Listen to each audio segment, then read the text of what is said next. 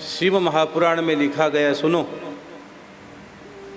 श्रीमद् महापुराण में लिखा गया है कि अगर कोई व्यक्ति 5 लाख महामृत्युंजय का जप कर लेता है, 5 लाख, कौन सा?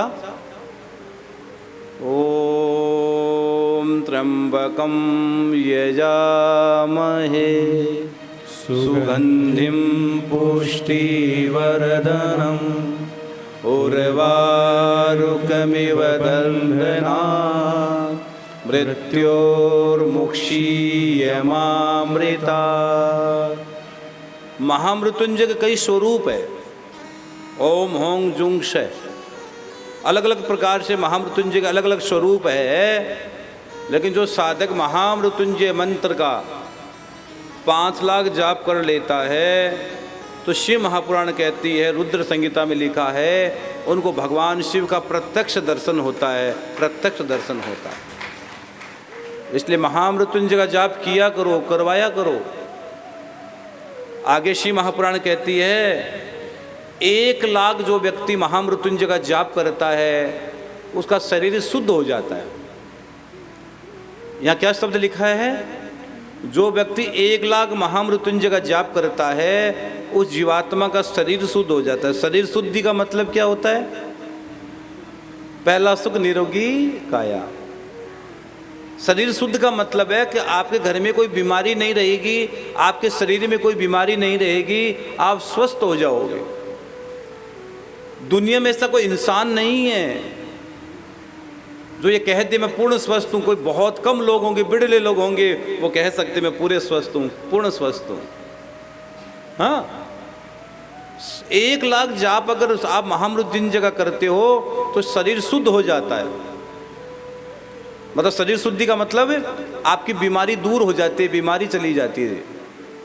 और बीमारी एक दिन में नहीं आई है, बीमारी धीरे धीरे धीरे धीरे धीरे आई है, आगे जाकर बढ़ गई, तब पता लगा कि बीमारी हो गई। एक दिन में बीमारी नहीं आई है। तो यह कथा कहती है, ध्यान से सुनो।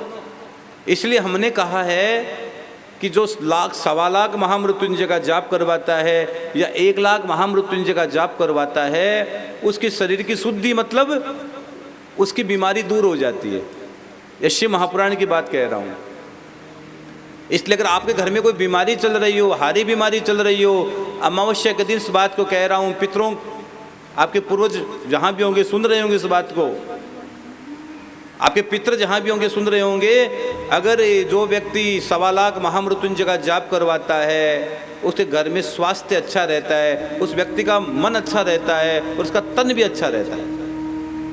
लोग लाखों रुपये डॉक्टरों को देते हैं, कितना बार उनके हाथ जोड़ी करनी पड़ती है, डॉक्टर साहब, डॉक्टर साहब, डॉक्टर साहब। अरे एक बार शिव की शरण में आ जाओ।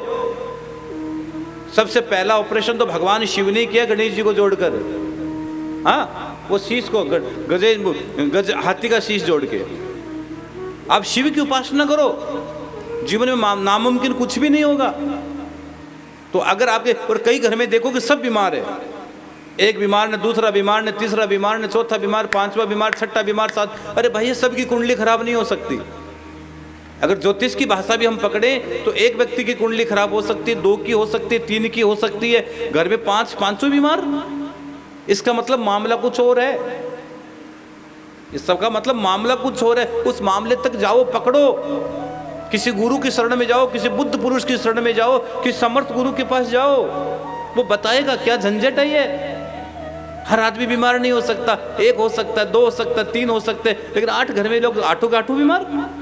और कई घर में तो देखते हैं कि 1 बीमार हुआ, वो सही नहीं हो एकदम, दूसरा बीमार, दूसरा सही नहीं हो, तीसरा बीमार। ये हालत रहती है घरों की। और कई लोग घरों में तो सिराने पर दवाइयाँ रहती है।